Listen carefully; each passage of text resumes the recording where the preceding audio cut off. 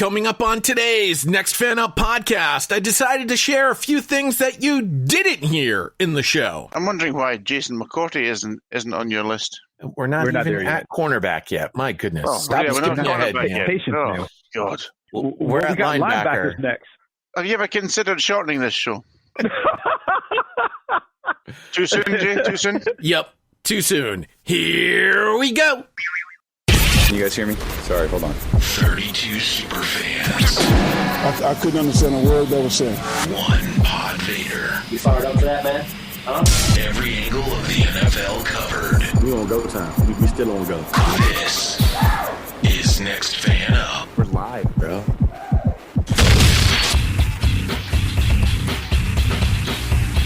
Hello and welcome to Thank God This Isn't a World History podcast edition of Next Fan Up. Hey everybody, Podvader here.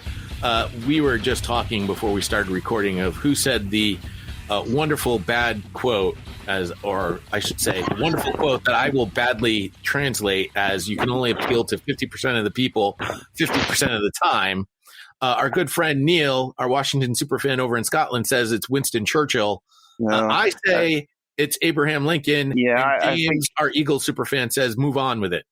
I think what you'll find is that Abraham Lincoln stole it from Winston Churchill, and back in those days they didn't have percentages. Wait, what?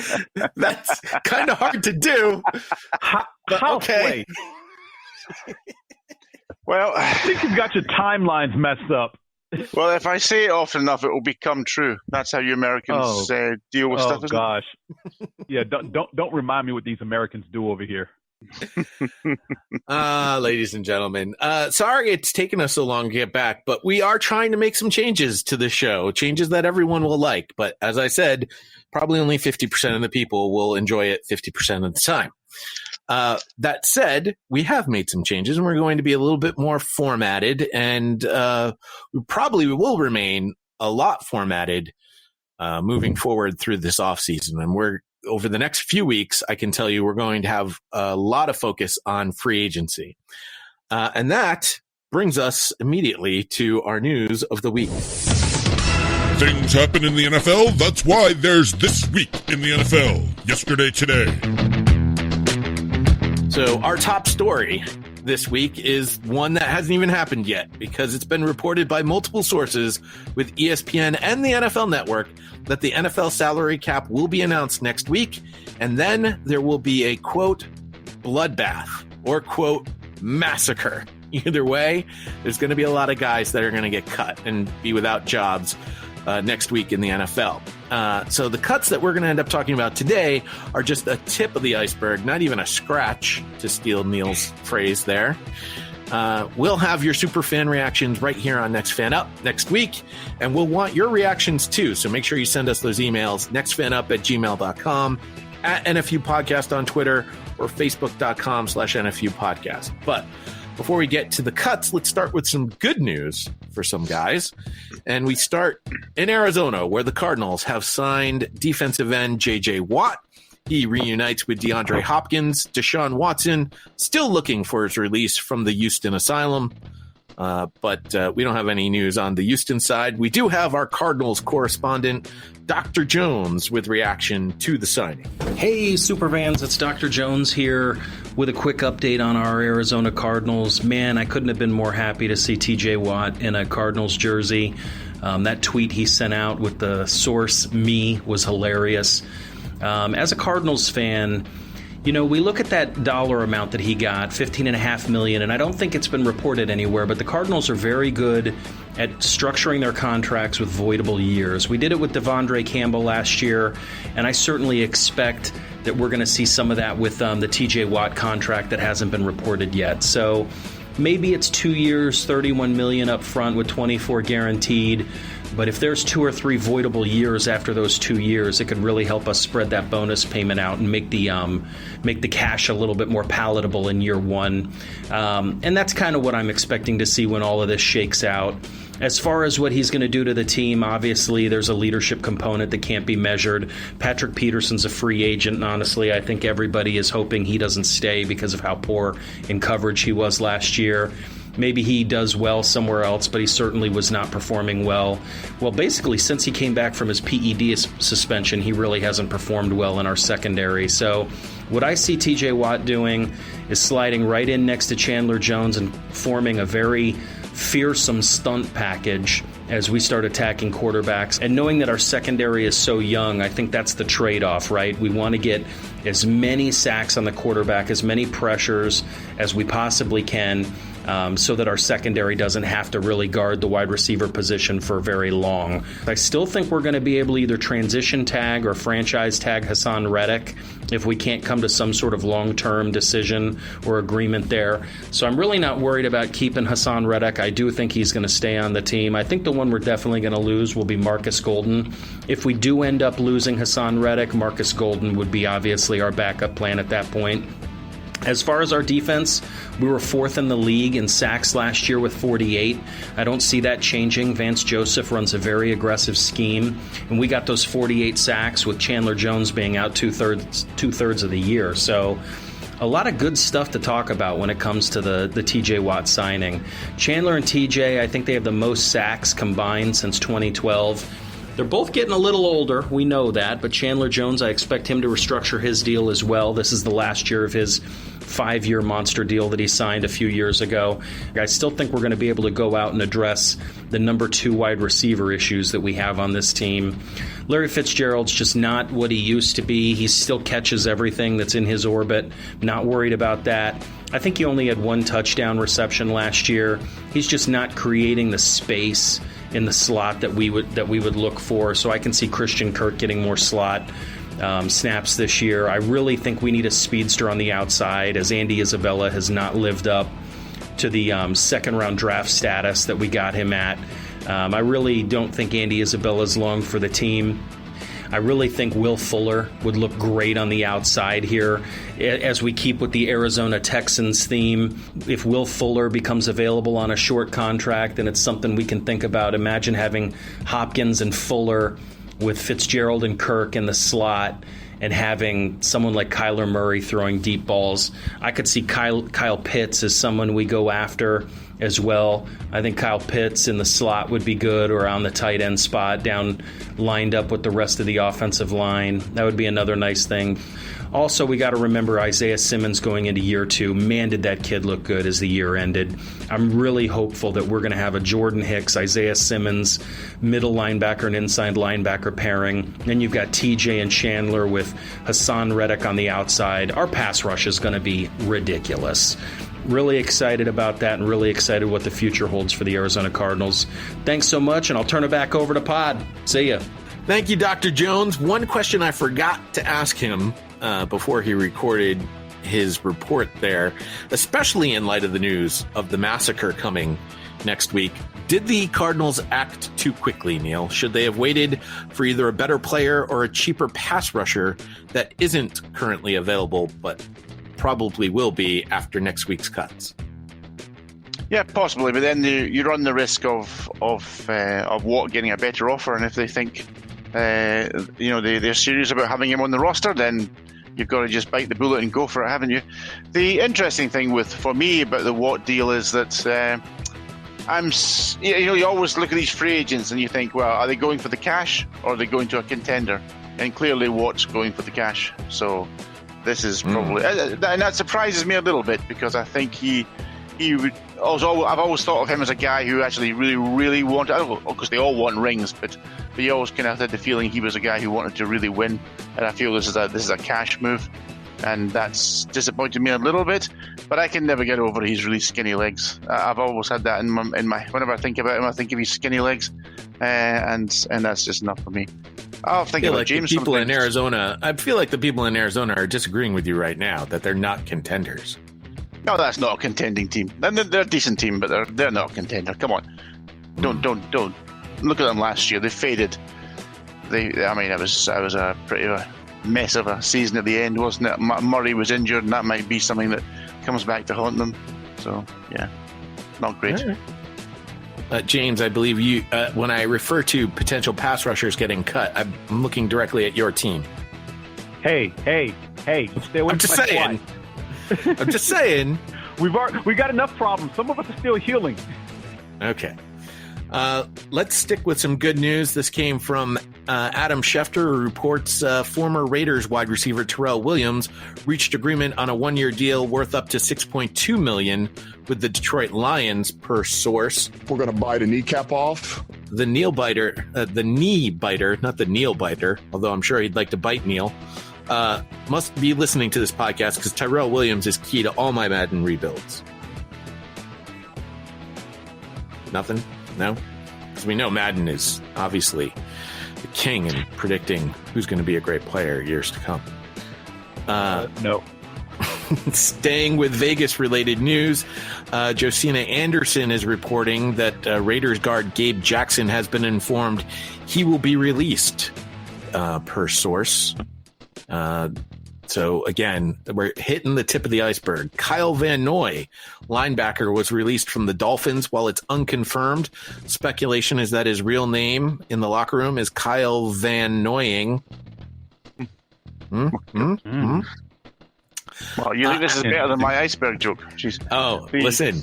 Wait. I'm only just getting started. Just No more warming up. dad jokes. Oh, no, it's Dad Joke joke. Thursday. Dad Joke Thursday. Going back to the Gabe Jackson news there, Jay. Interesting with the Raiders because I understand they're your former left tackle as well, wasn't he? Trent Brown. He's on either the trade block or to be released. So some interesting movement on the Raiders' offensive line, Which seemed to be a strength of their team. Mm-hmm. if I'm Yeah. not Yeah, mistaken. just several years ago, they were regarded as the best offensive line in football. Unfortunately, I think 3 of those 5 guys got paid at the top of their positions. And I think Gabe Jackson might be the only one left from that group. Well, not anymore. Alex Smith, quarterback, was released from the Washington football team. Curious, as it happened just as they decided to create a co-ed dance team. Clearly concerned Alex Smith can't keep up with the can. Oh, God. Come on, that is right on brand. Yeah. Might be a little bit of a boomer joke, but Which brand exactly? it's still a celebration in Madden. The can. They still do it in Madden. Again, Oh, God. we know Madden dictates everything in the world. Nah. Again, oh boy, here we go. This is a good one. Santa's going to need a new lead reindeer in Minnesota this year. Vikings tight end Kyle Rudolph, team's second-round pick in 2011, released Tuesday in a move that will save them $5.1 million against the salary cap. And if you like that one, well, wait till you get a load of this one. No more cooking on the hill in New Orleans. Field Yates reports the Saints have officially released tight end Jared Cook and tight end Josh Hill. The Cook move procedural as he's scheduled to be a free agent at the start of the new league year. That's interesting. I'm watching my skin here, and it's actually crawling. And your jokes are having that effect on me. Oh, I got one more for you, Neil, and then Dad Joke Thursday will come to an end. Giants literally got a little less golden as they released veteran wide receiver Golden Tate. There you go. Yeah. That one wasn't even me trying. That's certainly. You certainly polished that off, haven't you? One last note here for the news of the week. New York Jets GM Joe Douglas has officially confirmed that Sam Darnold is on the trade block, saying they would, quote, take the call. I wonder if that call had a 617 area code, if he's still picking up the phone. My guess is not. Just so you know, Neil, 617 is the Boston area. Oh, they won't be trading him to you guys, will they? No. Well, no. it will say a lot about what they think about him if they do. Well, Neil, and this raises my question, considering your football team is cutting Alex Smith and Darnold has basically been your boyfriend since the day he was drafted. Would you like to see him in the scarlet and gold?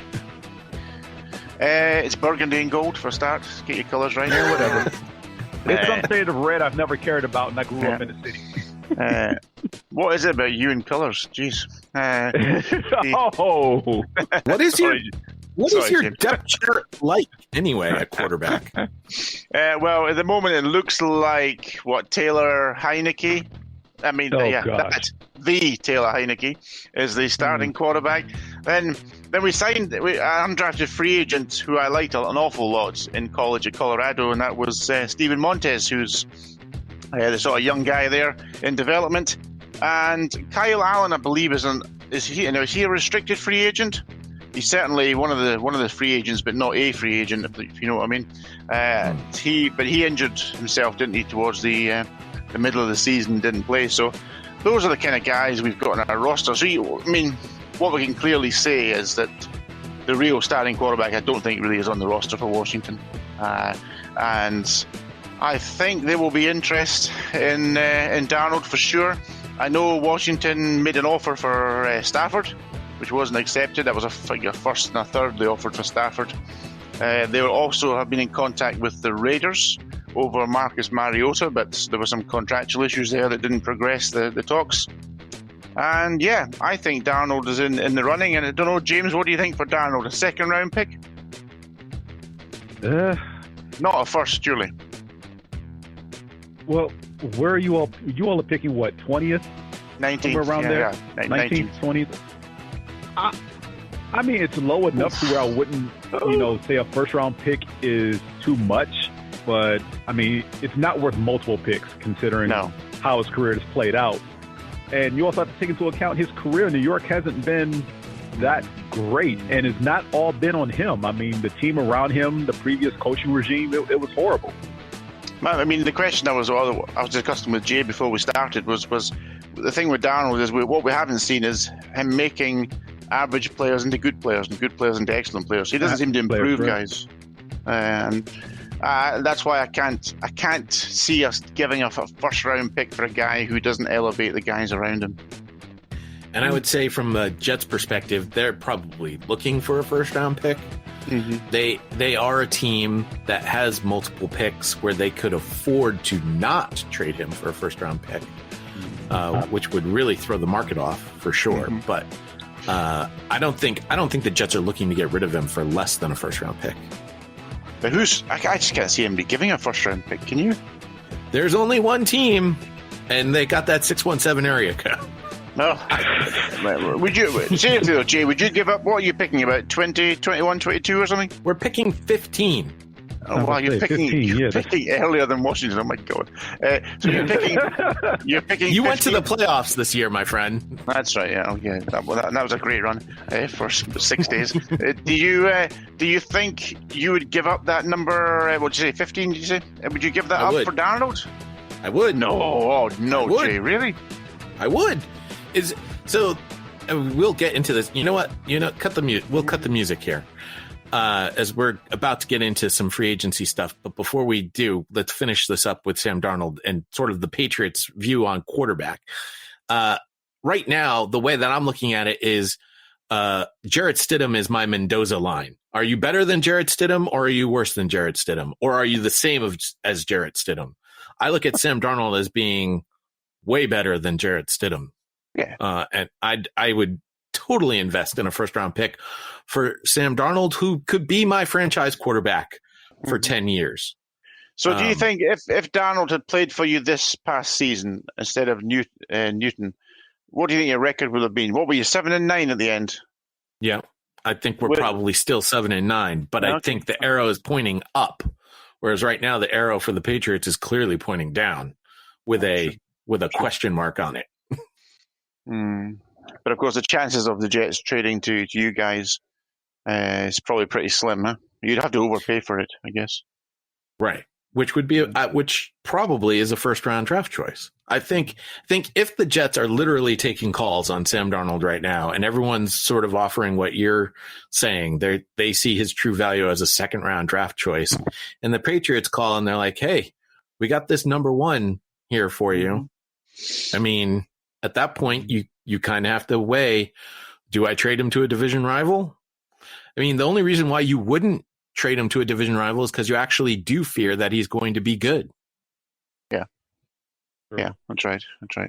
And what does it say to you guys about the Jets then? Are you leaning towards a Watson trade, or are you thinking they're going to go with somebody like Wilson in the draft? Because they'll have to do one of those two things, no? It's either trade for a quarterback or draft one with that number 2 pick. Right. Yeah. I mean, you pretty much laid it out. And we pretty much won't know until draft day, unless you said Watson gets traded before then it's a foregone conclusion. And again, the Jets are a team that have the capital to make a big trade and still have first round draft choices for the future.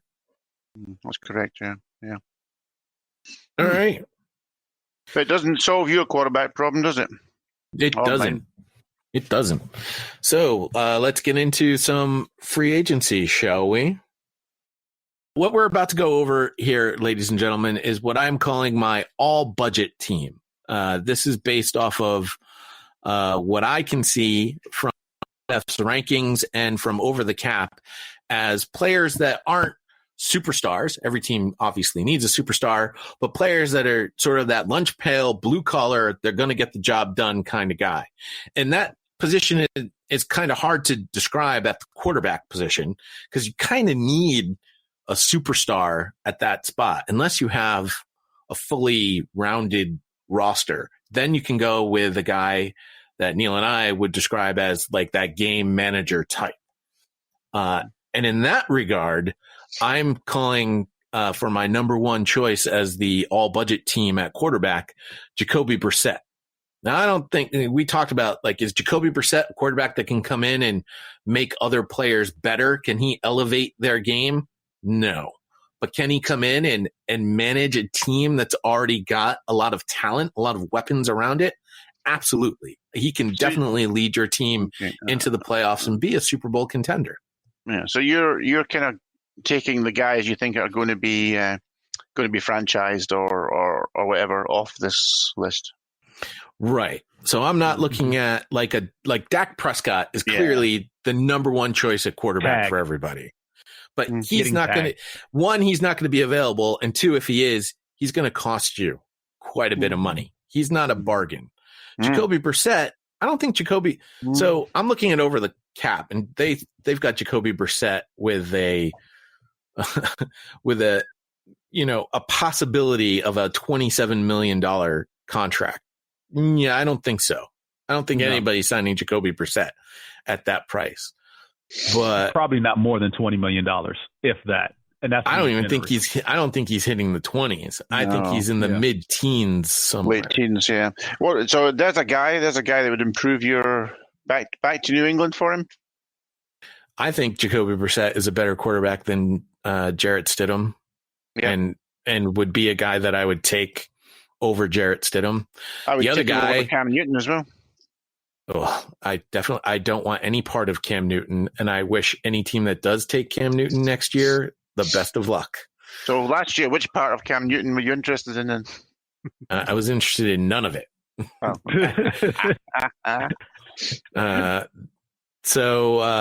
There's another guy who wasn't on my list because he wasn't available and is now currently available, and I've always said would make the perfect Brady replacement in Alex Smith. Now that was before his leg injury, and I've asked you, Neil, sort of what is Alex Smith at this point in his career? What's his mobility like? Can he play a 16-game schedule? I think it was fascinating to see the difference in our offense when Taylor Heineke came in against the Tampa Bay Buccaneers after we watched a very immobile Alex Smith. And of course, part of that was down to his other injuries, calf injury. So no, we were not seeing a mobile Alex Smith. He was he was stuck in the pocket as a sort of statue, as a target, really. So no, I don't think you're going to get a mobile Alex Smith. And if you do, he's getting on a bit. He's had his injuries and all the rest of it. I'm not sure how long he would last as a healthy quarterback, as a starter, Jay, to be honest. And it's difficult to say negative things about Alex Smith because of what he's meant to what he's meant to a lot of people in this very difficult time we've had in the last year. That sort of ray of hope and a great sort of story that he's been. So I don't want to say so many poor things about the guy, but I think his days as a starting NFL quarterback may well be over. Another guy on my list is a guy that I know you're a little bit of a fan of here, James, and that's Tyrod Taylor. Oh, absolutely. And the only downside to Tyrod Taylor is that apparently his last 3 stops have been teams that have drafted first-round quarterbacks, and he's subsequently lost his job to each of those first-round quarterbacks who were drafted. Probably most notably, I would say, would be the incident in Cleveland, and just the most bizarre was this past season in San Diego, of which many believe was a hit job by the doctor. Oh, James! In the failed attempt to James, take him out. I find Tyrod Taylor, or Tyrod as we should call him, I find him a tremendously frustrating player because he is one of those guys who is so close to being a quality starting quarterback in the league. A guy you could sort of build a franchise around. He is one of those. You see a lot of quarterbacks, you think, nah, he's miles off from being a top quarterback. Taylor is so close in so many respects. It's almost hurts to watch him because he just. It's hard because he is so close to being a really outstanding player. I feel sorry for the guy because he must know that more than anybody. Indeed, like I said, each of his last 3 stops, they drafted a quarterback and basically booted him out the door. So you've got that, and then his health, because the Cleveland situation, he got hurt. He got knocked out on the Thursday night game in week 2. He played great week 1 this past season for the Chargers. Week 2. The doctor punctures his lung. He's done for the year, basically. And in Buffalo, they didn't even, he wasn't even on the roster when they drafted Josh Allen. They just cut him outright and then drafted Josh Allen. So it wasn't like he was even there in the building with Allen at the same time. What would be a good fit for him would be New Orleans. I would like to see that, considering what happens with Breeze. But it looks like they're bent on bringing back Jameis Winston in some capacity. It'll be interesting to see what the Saints are able to do as we talk about this upcoming bloodbath. If the cap is only 180.5, the New Orleans Saints at that number would be 63 million over the cap, which is 20 million more than what the Eagles would be at, James. Hey, you leave us out of this. We've had enough misery. So the Saints are going to have to do a lot of funky accounting to get underneath that cap and to bring Jameis Winston back and anybody else. I'm looking at this list on Over the Cap, and there are some budget guys on here that I'm surprised didn't make your list. And trust me, you hit the nail on the head with Jacoby Brissett. Game changer, probably not. Game manager, absolutely. But I'm looking at other names. Ryan Fitzpatrick doesn't look like he wants to retire at all. He probably wants to outduel Brady as far as longevity. I'm also seeing Joe Flacco. Winston. I want nothing to do with either of those two guys on a football team. I'm just saying they're out there though. They're out there. Right. But if I'm looking for a guy that I need to start for my team, if I'm starting those guys, I know my season is done. But I tell you, Jay, you're starting quarterbacks in Las Vegas. Mariota will for be the Patriots. Yes, maybe Mariota will be there. Yeah. How much are the Eagles over the cap? About 40 million. 43. That's a lot of batteries. It really is. All right, let's move to the running back position, where I only have really one budget running back. There's going to be a lot of running backs available, but the guy that stands out to me clearly is Marlon Mack. I don't understand why people aren't talking about Marlon Mack in this upcoming free agency class, because he's a guy that I think can come in and can contribute and make a huge impact for a team right away. Why? I don't know either. And I'm surprised that he's a free agent. I'm guessing this is the end of his rookie contract. But definitely a guy who turned heads in Indy from day one. Had a little bit of the injury bug and then split time. And pretty much was just lost in the depth chart, this season. He was also injured. He had I think he's coming off a torn ACL, which of course isn't good news for a running back. But no, not at all. Modern medicine has shown that a torn ACL isn't like a torn ACL was even just 5 years ago. Well, he turned a lot of heads and he turned a lot of stomachs. By the way, this takes out the big names of Aaron Jones, Kenyon Drake. Yeah, by the way, I didn't realize Mike Davis was a free agent. That's an interesting problem for the Panthers. But that's interesting because that's the guy I was going to ask you about. I was going to ask you why you didn't have him over Mac. Is that because of the budget aspect? Or? I think a little bit. I think based on the fact that Mac is coming back from an injury. And Mike Davis is coming off of a monster year. You're going to be able to spend less for Mac than you would for Mike Davis. I like Jerick McKinnon as a nice budget filling guy. Had a great season, start to his career in Minnesota, gets to Frisco, tears his ACL, twice? And then he was able to play the last couple of games this past season on the stretch, and he looked pretty solid. I mean, he looked like he was completely healthy. I'd like to see what a full year, even splitting time, would look like for him. So, I mean, it's not going to cost you much because he didn't outperform his contract initially. But, I think Jerick McKinnon will be a good solid fit in someone's backfield. There's one other guy that I considered. He's listed as one of the higher ups on overthecap.com in regards to potential salary, and that's Mark Ingram, who I also think could be a very solid contributor for a team looking for a guy, not just on the field, but also off the field. I think he's a locker room glue leader type player. Yeah, that's true. He's old though, is he now? He must be in his early 30s by now, is he? He is 32. Yeah. No James White love then, huh? James White is a great third down back. And is 29. And was robbed of Super Bowl MVP. He was robbed of Super Bowl MVP. It's true. But I don't think, and in the right system, I think James White can be an excellent contributor to a team. But you have to understand, he's not your bell cow. He's not going to be the guy that can carry the ball for a majority of the downs. He's a guy that's coming in. He's catching the ball out of the backfield. He's a great blitz pickup guy. So he's going to be able to block and protect your quarterback. But when James White is on the field, you know that your team is passing. You know they're not running. How about that Adrian Peterson is on this list? Considering he came out and said he wants to play till he's like 44, 45. Yeah, that's nice that he wants to.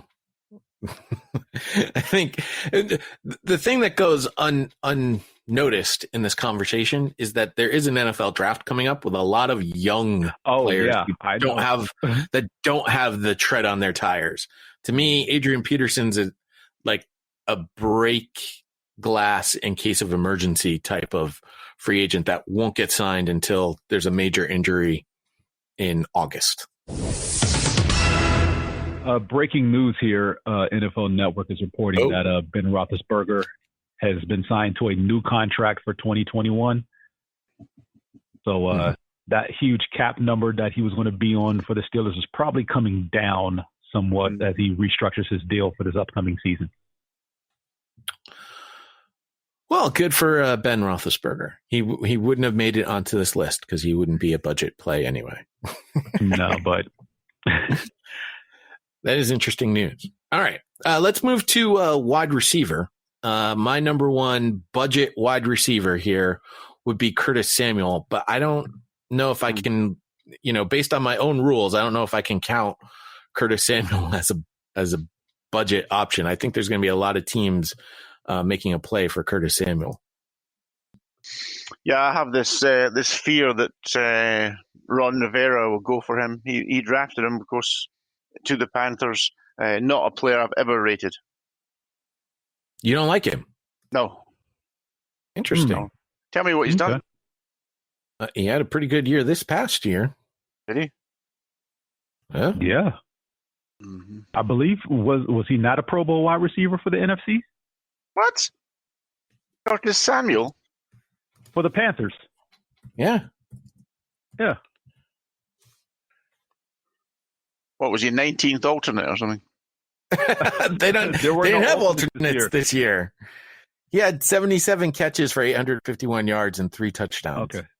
I will be So I take stunned that if he back. made the Pro Bowl this year. He never Okay, made my the bad. Pro Bowl. My bad. No, he did not make the Pro Bowl. But that's a standout season for him. I got more considering his votes time than with he the did. Jets.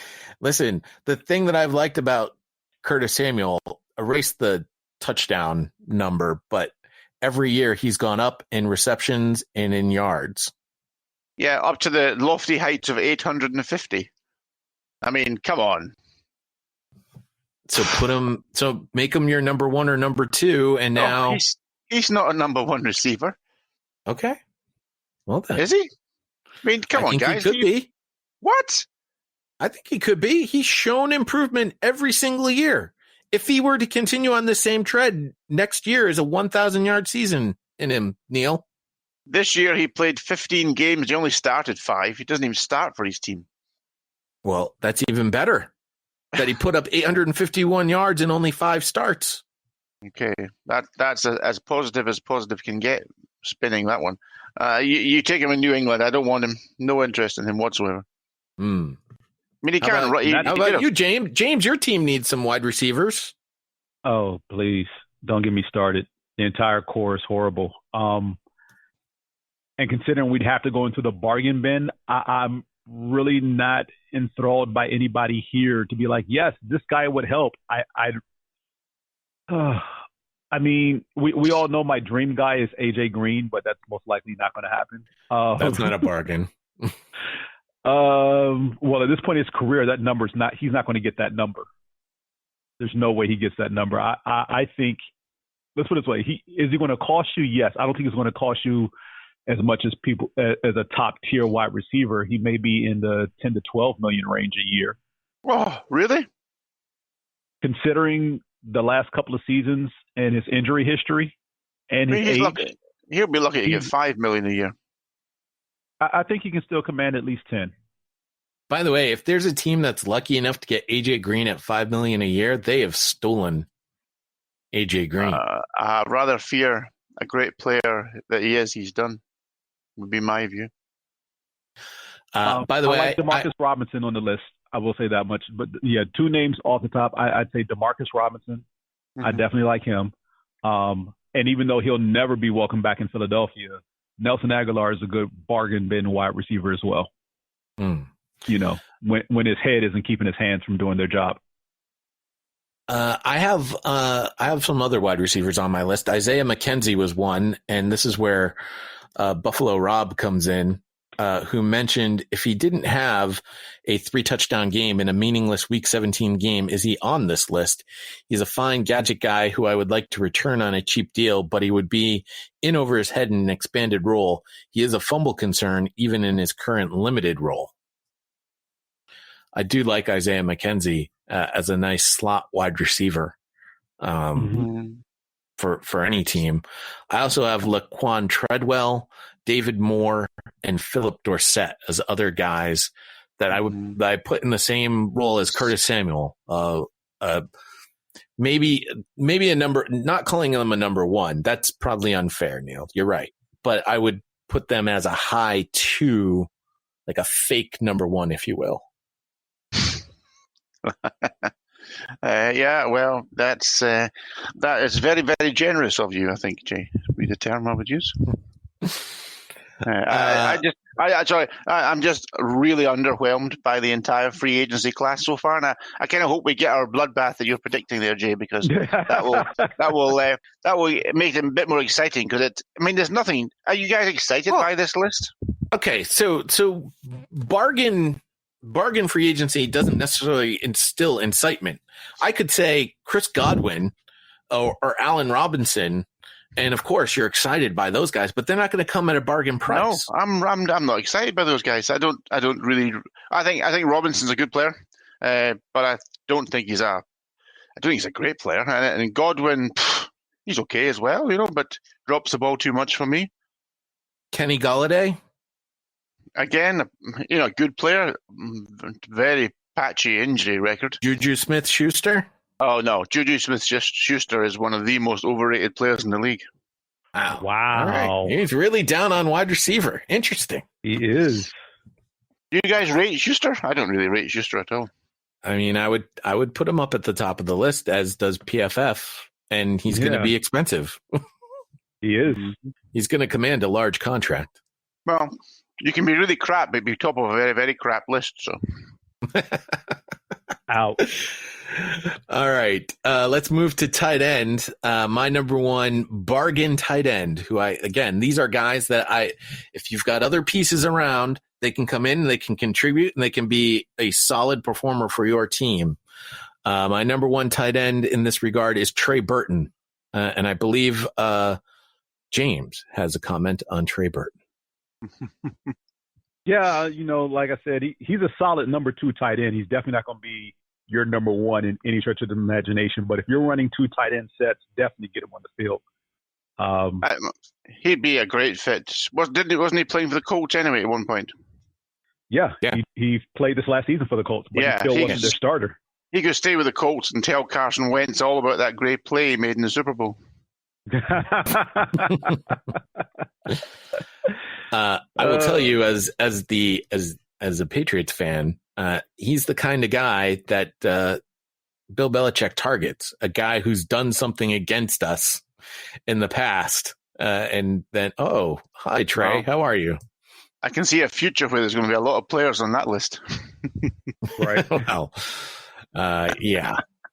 Exactly. Sorry, what about Jeremy Pringle, Neil? I've got Jeremy Pringle on my list. Yeah, crispy, but I think Jeremy Pringle was a player who I'd probably have him above Burton right enough. Although I do think Burton's a good player, has been a very solid, consistent player. But yeah, Pringle played okay last year, didn't he? Was he Denver Broncos? Am I right in saying Denver Broncos?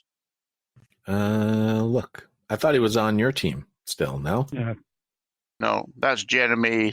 I was going to say Twinkle. Jeremy Sprinkle. Okay. I keep missing my.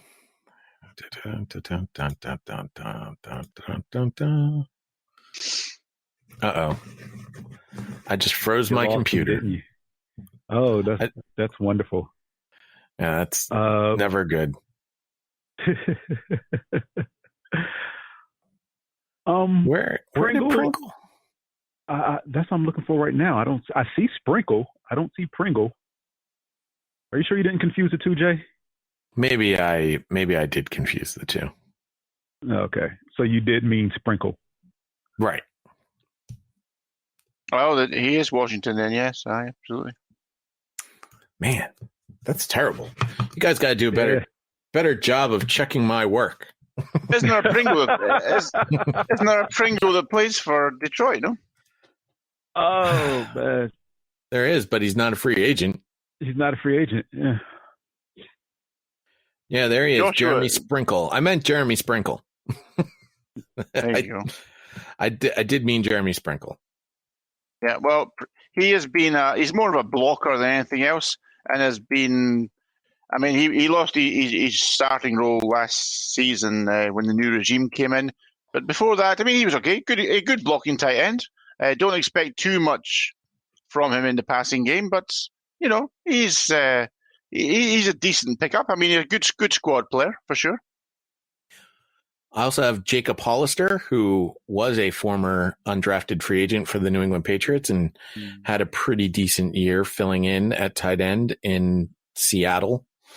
And this guy who just got cut, Kyle Rudolph, I wish I could attribute the superfan who wrote this in, but much like James is using a pseudonym on his email, so I have no idea who it is.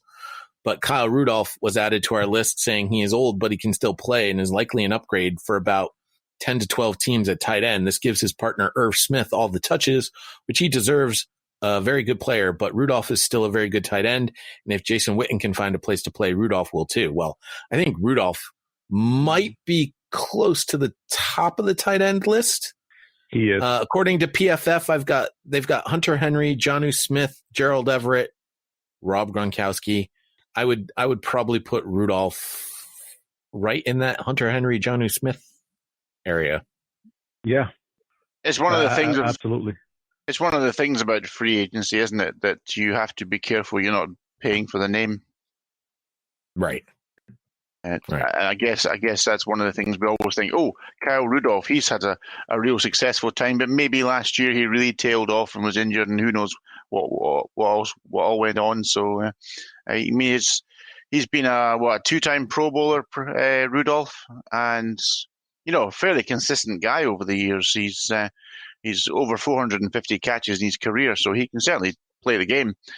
Just how much has he got left after playing 10 years in the league? He reminds me a lot of he's a sort of poor man's Zach Ertz, isn't he? And Ertz is another one who may end up on this list at some point in the near future.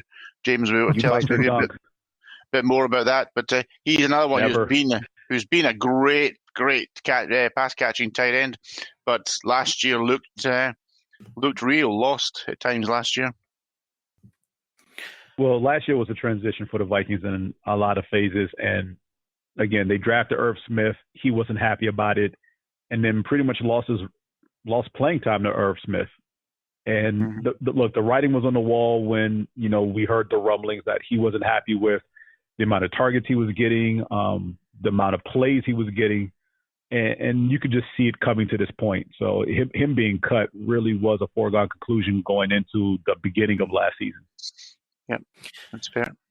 All right. At the offensive line, a lot of these guys can play multiple positions. And so it's a little bit all over the place. But at left tackle, I've got a guy that, Neil, you feel you don't even know who this guy is, Sam Tevy.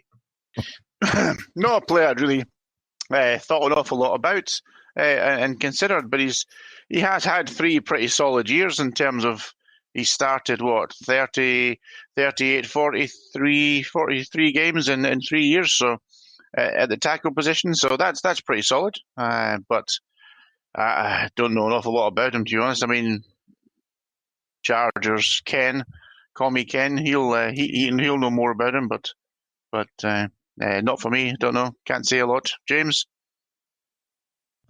Thanks, James. I can't say a lot about. No.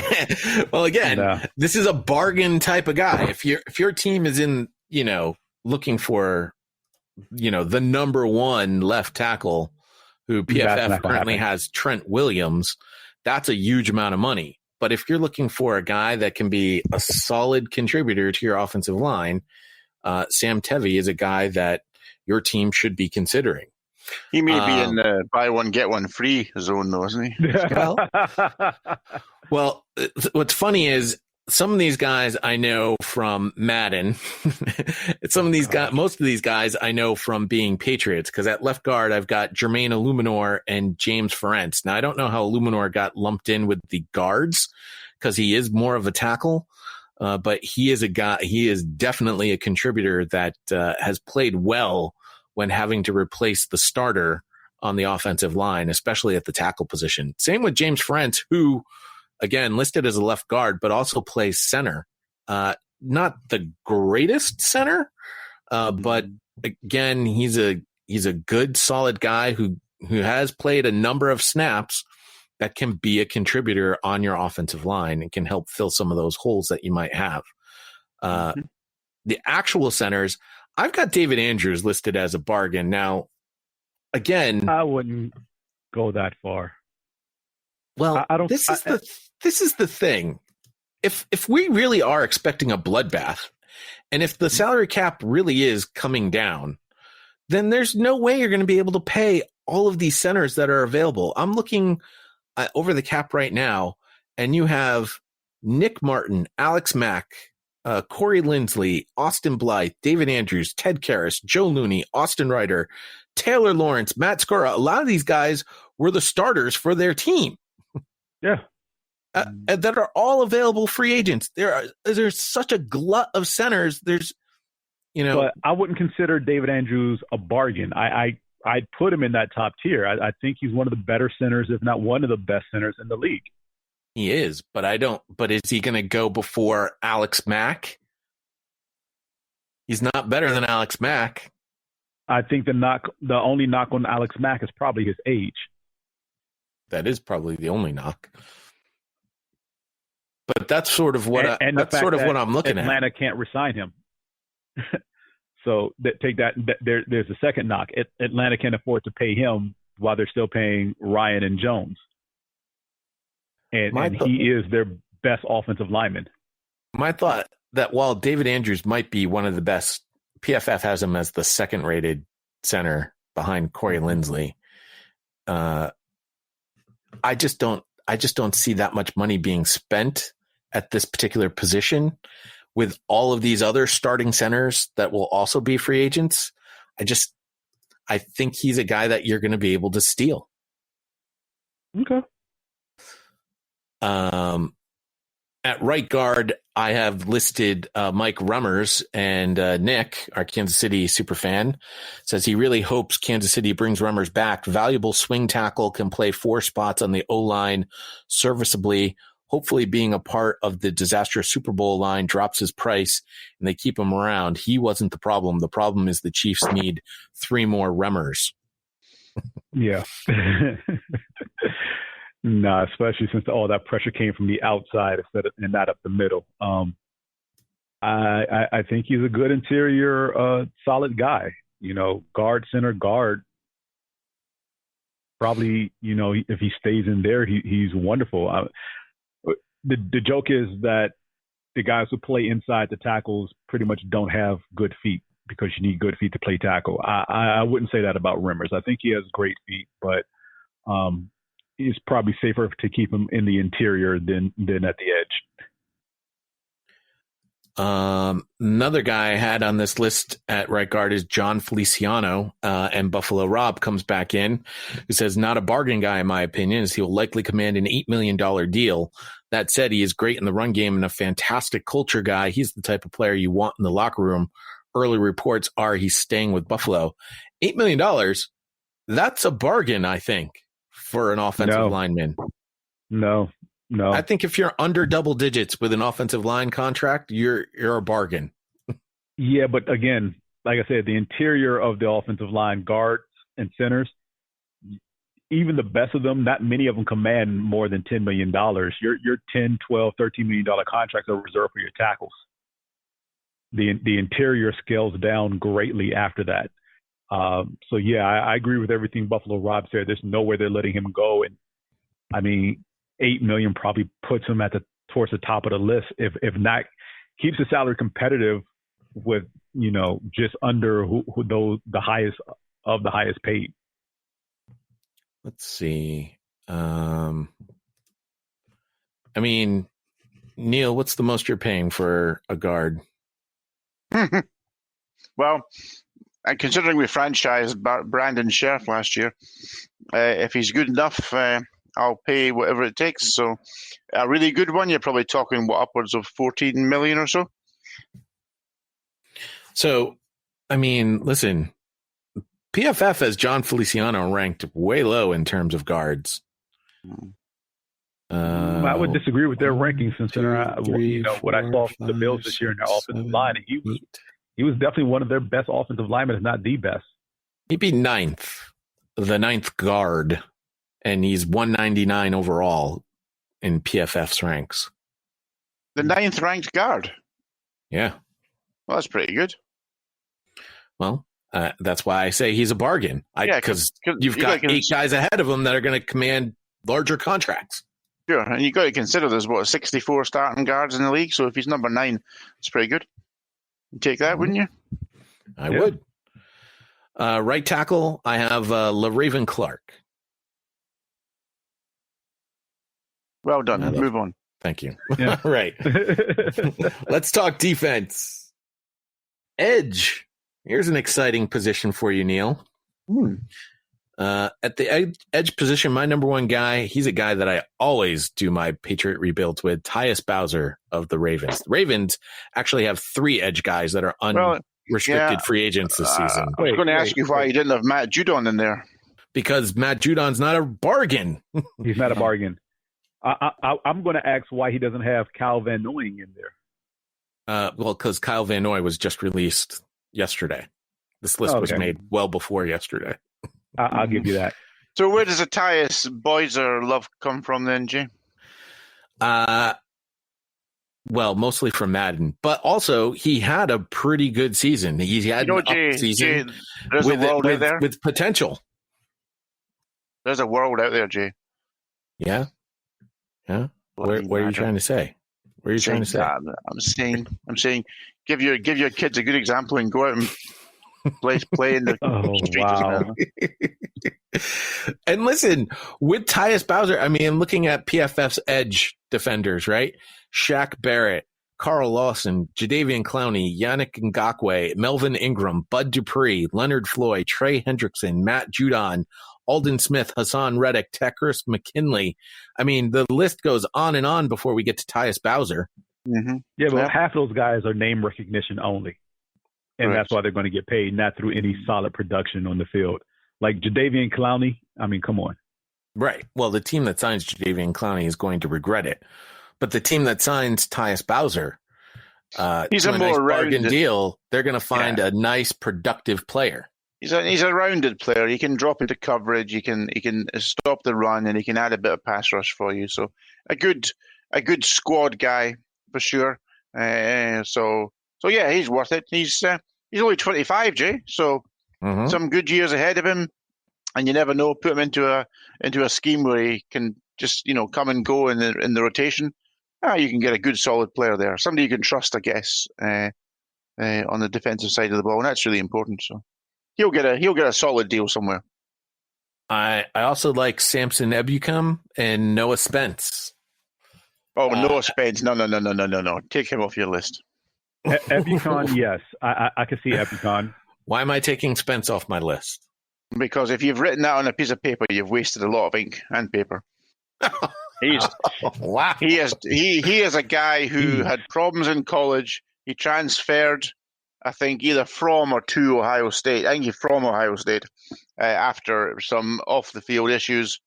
A guy with tremendous potential who has done nothing in this league. Where is he now? He was with Tampa Bay for a while, wasn't he? Gosh. Noah Spence. Disappointing guy. Really disappointing in his career. Has a lot of pass rush ability. Right. Well, with the right team, he could be pretty good. Actually, he's not even listed here on New Orleans Saints. Yeah. Spent last year with New Orleans. He was with Washington for a bit as well. At some point in his career, but no, just not a guy. In fact, I'm looking here. It actually says I don't think he was on a team last year. He may not have been. No, he's a basket case. You got to get rid of him. Right. Don't want him Fair in the team, Jay. Fair enough. Apart from all that, I love the guy. You'll love these guys. The interior defensive linemen. Of course, I'm going to start the list with two Patriots guys, Lawrence Guy and Adam Butler. These guys are the carbon copy definition of lunch pail blue collar. They're going to predict there. They're going to produce for you if they're on your team. Aubrey Jones and Davin Godchow are two others, and I'd probably put Godchow in the Spence department there, Neil. I'm not having a guy called Aubrey on my team. Where's he come from? The 1940s? Oh, come on now. I'm going to toss in Hassan Ridgeway from the Eagles. That's a definite name. Well, isn't he going to be a guy that your Eagles are going to have to keep because he doesn't make any money? I don't know if we are, because he showed flashes last year, playing behind Fletcher Cox, and the team didn't really fall off that much, with him in there. He's an excellent run stopper, moves side to side pretty damn well, and generates decent pressure up the middle on pass rush. I'm wondering why Jason McCourty isn't on your list. We're not even there at cornerback yet. My goodness. Stop skipping ahead, man. Patience, oh, God. How many have we got to get to before we go to cornerback? We're at linebacker next. At linebacker, have you ever considered shortening this show? Screw you, Neil. Screw you. Too soon, Jay? Too soon? At linebacker, by the way, we're not even in an hour. Linebacker Hardy Nickerson, I've got him on my bargain list because he's old, but he can be a contributor and certainly a leader on the field, almost like a coach on the field, if you will. I also put Matt Milano as a target, and of course, Buffalo Rob jumped in. He's going to test the market and will probably get north of $13 million. Not a bargain. He's a great player when healthy, but had a problem staying on the field pretty consistently, probably due to his light frame as he was a safety in college. This is a lot of money to pay for someone with his injury history. See, I think his injury history will keep that price tag low. Is Hardy Nickerson? Is he Hardy Nickerson's son? Because I remember Hardy Nickerson playing. Must be James, huh? Yeah. That's and I thought the exact same thing. Yeah. And has the gap in time played been that long to where he would be of age right now? Because when Jay said Hardy Nickerson, I thought, my God, he was back in the 80s. Right. He has some career, I tell you. He's been playing for 34 years. I know. I remember Hardy Nickerson's dad then, Hardy Nickerson. There you go. I also wonder if I have the wrong name in there again. You might. No, you don't. There's definitely two Hardy Nickersons. I may have been thinking of the old Hardy Nickerson. He does look like him right enough. So I think they must be related, those two. Well, I don't think that's the Hardy Nickerson I was thinking of. All right. Well, it's a good laugh for everybody. Now we're at cornerback, Neil. How do you like? Finally. I wonder why Jason McCourty isn't in this. Jason McCourty is terrible. Jason McCourty has lost. Old. Jason McCourty has lost a step, and he cannot play the position as a full-time cornerback, even at a number 2 spot. I can tell you, you've got two real good players at cornerback there. I mean, Sherman can still play, and you've got Jason Verrett, who I've always one of those players. What a shame, Jason Verrett. I think would have been a many times Pro Bowler and All Pro if he hadn't had just consistent injuries in this league. He was a stunning young player when he came into this league. Mm-hmm. Well, I've got Richard Sherman there because depending on who you ask, James, Richard Sherman can't play anymore. He's too old. I didn't say he can't play. I'm just saying he's probably a liability at corner. And I think that's going to be a factor that will keep his price tag down. Mm-hmm. I've got Jason Verrett there because of exactly what you talked about. His injury history, I think, will also keep his price tag down. But if he can stay healthy, and he showed it, especially last season, that he can be a very effective, if not great, cornerback for your team. Mm-hmm. So I think he's going to be a bargain. By the way, Jason Verrett is way down on PFF's list, ranked at 66. He is the cornerback. I can't even count. I've scrolled too far. Richard Sherman is the number 2 cornerback on PFF's list, but I do think his age is going to keep his price tag down. Here's a bargain bin, guys. And if you can convince him to move to safety, yes. That's my concern with Sherman. I think he can play his own corner still. I'm just looking ahead here, and I can see what you've done here in the safety position. We see you, Jay. Before we get to safeties, a nice slot corner if you want, to commit blatant pass interference before the ball gets there. Nicole Roby-Coleman's available. Oh, yeah, that's not a good idea. Well, Coleman arrived on time. It was Roby that got there early. Look, aside from that egregious play, Roby-Coleman is a pretty solid slot corner, though. What do we think of Patrick Peterson? Dr. Jones said that he's most likely going to get to walk. He certainly had a down season last year. Is he at a point like where all of the former greats, the greatest cornerbacks of all time, are at in his career, where he's just hit the cliff? Well, no, I think it's because he can't use PEDs anymore. He's been found out. Oh, ever since he had to stop using them, he's just been average. So No, he can disappear off the face of the NFL planet and never return, as far as I'm concerned. I don't like cheaters. He should probably be covering a team's number 2 wide receiver on the outside. Definitely not their number 1. Still has some fight in him though, so I would still leave him out there. But he too should probably consider a move to safety as well. I mean, I wouldn't sign him until you've checked for needle marks. Let's trigger James here. How about Rasul Douglas? You know what? Not even a trigger. Look, Rasul Douglas had a wonderful rookie season, which happened to be the year the Eagles won the Super Bowl. And afterwards, I don't know what happened. He's pretty much been up and down. If he can find the right level and consistently play there, definitely a guy worth bringing into camp. Kick the tires on a little bit, see what he's got. But I mean, we bank on him to be your star corner. Yeah, we saw with. I mean, we took. I'm going to say Ronald Darby from the Eagles last year, and I've got to say, you saw him with the Eagles, and you thought, "Oh gosh, this is a pretty rough signing." He actually had a really, really good year with Washington, and that kind of points to maybe there's issues at Philadelphia. So maybe Douglas will turn out okay if he gets to a team where he can perform better. He might just do that. Finally, we come to safeties, and we have this conversation every year about the safeties. There's always some really big name safeties that are available that we're like, why is this guy still available? Anybody you fancy here in the Patriots? Well, the number one guy I fancy is Marcus May. Is who? Marcus May. There's no way you're not getting him. There's no way he's staying in New York. And I know, James, you think that their new head coach is going to be able to convince him, but I think Marcus May is done with New York. Okay. And frankly, New England gives him an opportunity to give it to New York twice a year. There we go. There we go.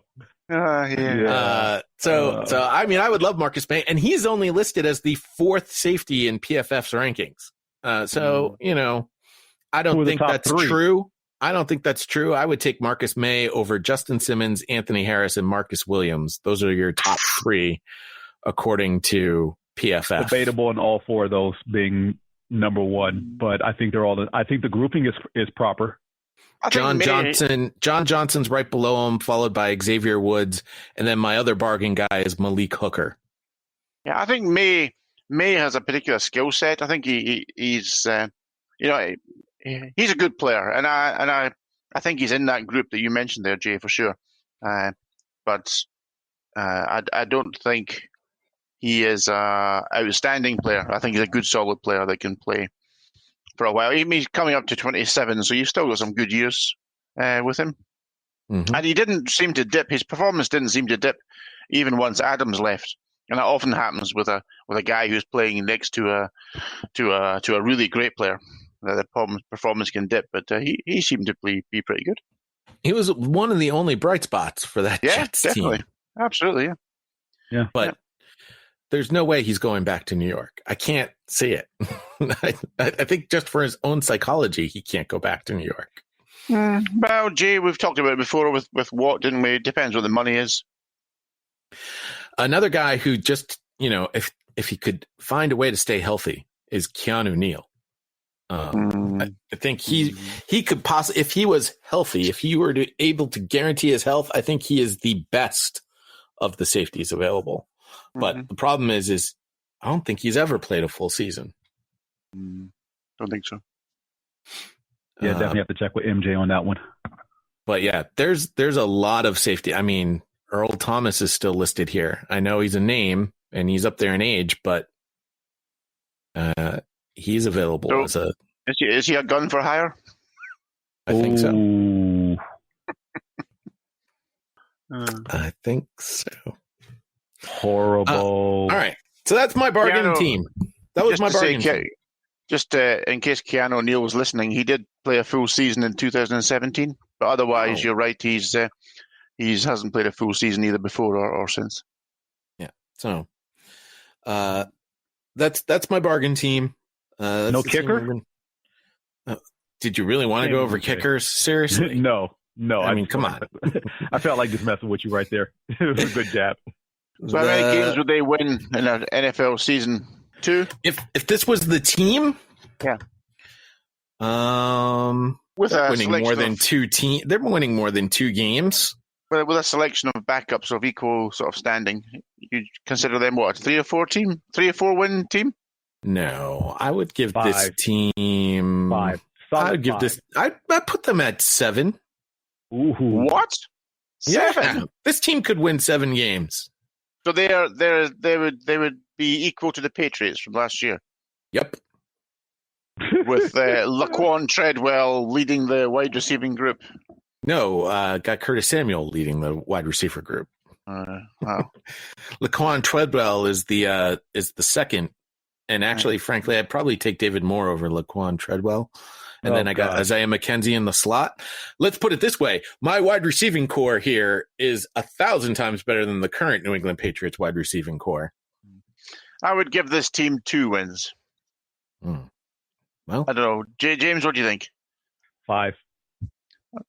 You're such a politician, right in the middle, huh? Jeez. Yeah, I'm calling it like I see it. I mean, look, I agree with Jay. They're guaranteed at least 2. I mean, sorry, I agree with you. They're guaranteed at least 2, but I don't agree with Jay on the 7. I do believe dumb luck and shenanigans will probably, have them tripping over themselves getting 3 more. So, yeah, 5. Frankly, I mean, they're probably an 8-8 team. What? In which league? In the NFL. Look at the talent of the NFL, of the NFL teams. And you tell me they're not. This team is better than the Patriots, who were 7-9 last season. Okay, that's 1 win then. This team is better than any of your NFC East teams. No, definitely better than Philadelphia. Chase Young would be licking his lips looking at that offensive line. Actually, let me rephrase that. Not better than Philadelphia. Probably better schemed than Philadelphia. Well, who's your coach here? Who's the free agent coach out there? That's a good question, Jay. Oh, the coaches who are not in a job right now. Is this looks like it's set up for Jeff Fisher? Well, if Jeff Fisher's the coach, the coach, then they're not winning anything. He's the 7-9 guy. What do you guys think out there? Nextfanup@gmail.com, at NFU Podcast on Twitter, Facebook.com/NFU Podcast. What is the record of my all bargain team? What is this team winning? Let us know on the social media or via email. And we'll talk about it next week, because I can tell you right now, I have a strong feeling that next week we're just going to be talking about guys that are out there, that are available free agents. Because I have a feeling if what everybody's saying is true, we're going to see a lot of cuts next week. So this team then, this team, is this Jay's geriatrics? They're not even that old. You mentioned that a couple of my guys are in their mid to early 20s. Yeah. They did a good job of picking a whole lot of 20-somethings. This team is solid, my friend. I'll bet you I could create this team in Madden, and in 3 years, they're winning a Super Bowl. Oh, okay. Well, all right, without Jay. you holding the controller? I may have to play a few of those games. Oh, okay, yeah. And I'd have 3 years of drafting to improve the team. Jay's joysticks. All right. As I mentioned, next week we are expecting a bevy of action on the waiver wire. So we'll probably be focused a lot on that. And then 2 weeks from today, we'll have the first wave of signings of the NFL year begins on March 17th. So on March 18th, we will be discussing that. And then following that show, we'll have our first weekend podcast. So you'll get some more voices with more reactions from all the signings that happen in week 1 of the NFL year. We'll go into the second wave of signings the week after that. But then starting April 1st, and that is no joke, although there may be a lot of jokes on that particular day. That might be the return of Dad Joke Thursday. No, we'll definitely be diving. Joke, right? No, we'll definitely be diving back into the NFL draft. And which one did we decide we were going to regrade, the 2016 or the 2017 NFL It was draft? it was the one with Carson Wentz and Jared Goff. So that's what, 16? 2016. All right. So the 2016 draft is the one we'll be regrading on April 1st, along with all of our dad jokes. Neil, you'll be able to tell that joke about the iceberg. Oh, yeah. James, you'll be able to sigh and huff. And I will continue to give you pure excellence. Continue? That's right. Okay. Until next week, here's Kofi Annan. There you have it. Dear friends and colleagues, saying goodbye is never easy. I believe we can all feel proud of what we have done together. And through it all, you have maintained your professionalism and commitment and remained true to the spirit of the Charter. That principle. We go out, we hit people in the mouth.